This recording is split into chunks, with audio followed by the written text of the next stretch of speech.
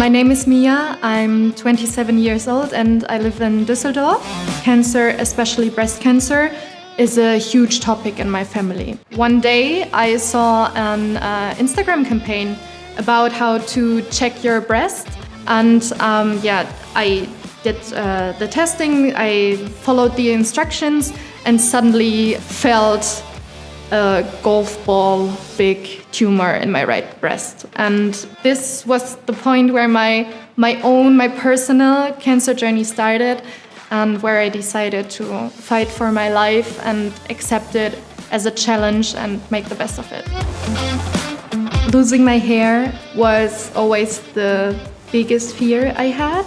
I felt like my identity was kind of taken away from me. That's the reason why I decided to not lose my hair, but to give my hair away. This was a moment which I also shared with Alina. She was by my side, she was supporting me.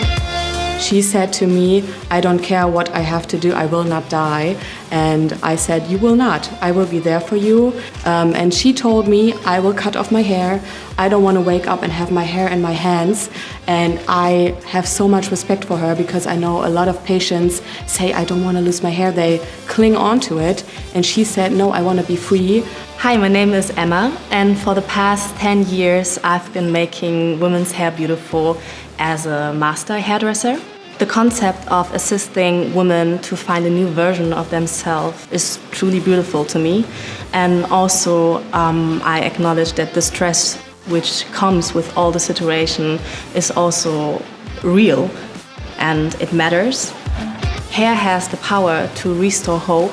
And yeah, this is where I can help, and I'm really thankful for this opportunity. For me, the attitude of Fuck Off Cancer by Olivia is comparable to cancer as a very unpleasant person moving in your house without you wanting it.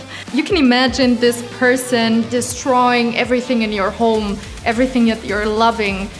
Cancer didn't know who his enemy is.